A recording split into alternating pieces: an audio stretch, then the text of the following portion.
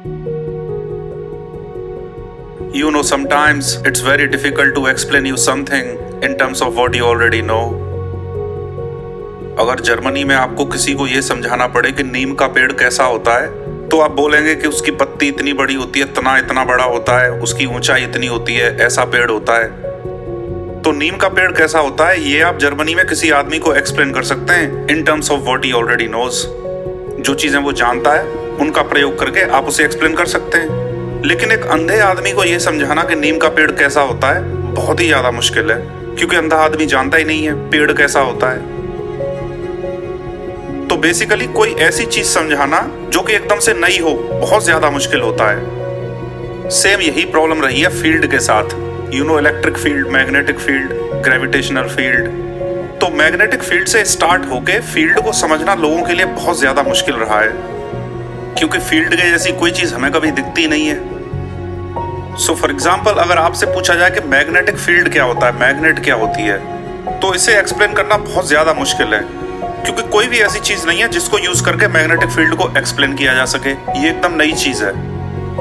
Heavy elements, for example iron, जिनके पास axis में बहुत सारे इलेक्ट्रॉन्स होते हैं, तो वो इलेक्ट्रॉन अपने एक्सिस के अराउंड जब घूमते हैं तो घूमने की वजह से एक क्वांटम फील्ड डेवलप होता है जिसे मैग्नेटिक फील्ड बोलते हैं। और इन सारे क्वांटम फील्ड्स का समेशन मैग्नेट का ओवरऑल मैग्नेटिक फील्ड होता है। और इस तरह से मैग्नेट के एक छोर से नॉर्थ पोल से साउथ पोल की तरफ मैग्नेटिक फील्ड रन करता है, ऐसा कन्वेंशन है।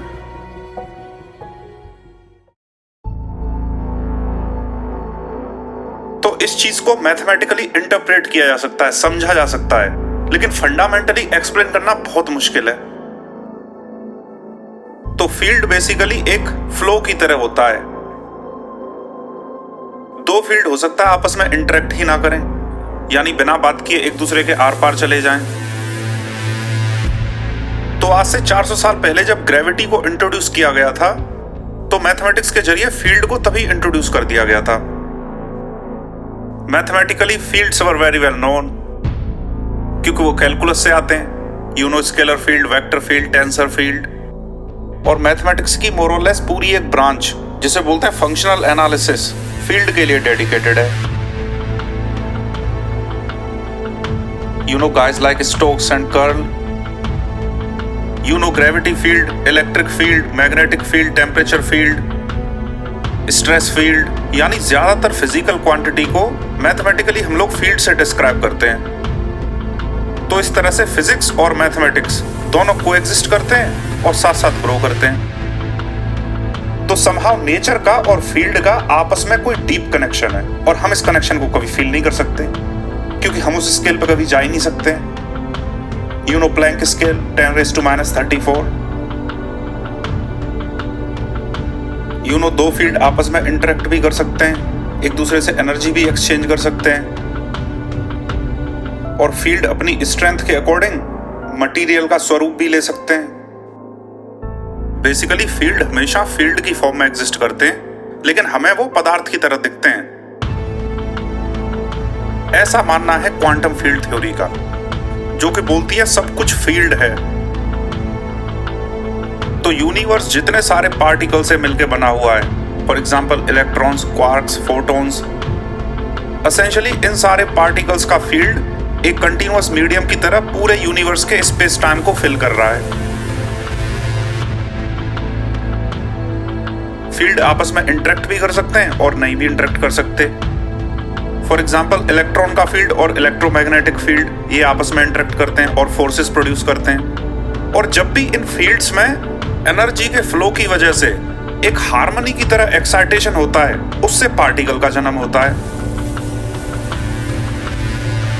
फॉर एग्जाम्पल इलेक्ट्रोमैग्नेटिक फील्ड पूरे यूनिवर्स में फैला हुआ है, तो इलेक्ट्रोमैग्नेटिक फील्ड में जैसे ही रिपल आएगा तो उस रिपल को बोलेंगे हम फोटोन। इलेक्ट्रॉन के फील्ड में अगर रिपल आएगा तो हम उसे इलेक्ट्रॉन बोलेंगे। और हमारी आंखें उस फील्ड की हार्मनी को, उस फील्ड के एक्साइटेशन को एज अ मटेरियल परसीव करती हैं। तो बेसिकली इलेक्ट्रॉन फील्ड में जो एनर्जी का एक्साइटेशन होगा उससे इलेक्ट्रॉन बनते हैं। क्वार्क फील्ड में जो एनर्जी का एक्साइटेशन होगा उससे प्रोटॉन्स और न्यूट्रॉन्स बनते हैं, जो कि मिलकर सारा मैटर बनाते हैं। हिग्स फील्ड होता है जो कि पार्टिकल्स को मास देता है, वजन, जिससे ग्रेविटी आती है, weak nuclear field, strong nuclear field, gravitational field. Basically universe में सब कुछ फील्ड की तरह एग्जिस्ट करता है और वो फील्ड भी लगातार होता है, कंटिन्यूअस होता है।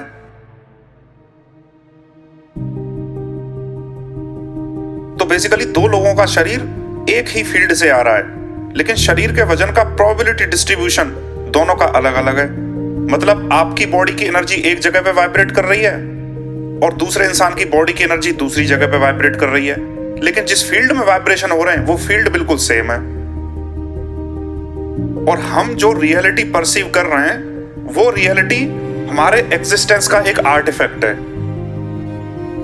यानी क्योंकि हम क्वांटम स्केल पे जाके फील्ड को एक्सपीरियंस नहीं करते, तो फील्ड का low resolution point of view हमें मैटर और फोर्सेस की तरह दिखता और परसीव होता है।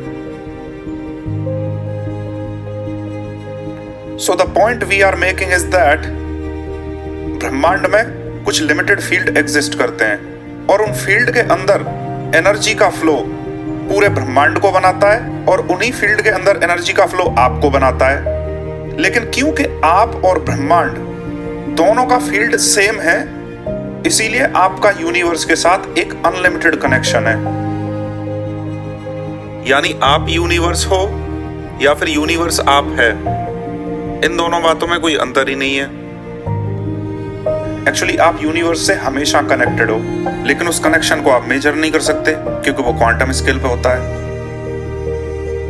और एग्जैक्टली यही बात बहुत सारे रिलीजियस फिलोसफी में बोली गई है कि you are an integral part of this universe, two people are connected, everybody is connected, we all are part of same entity. बहुत सारे फिलोसफीज में ये चीज बोली गई है। तो बेसिकली ऊर्जा शरीर के अंदर नहीं है, बल्कि शरीर ऊर्जा के अंदर है। That is the right statement to make.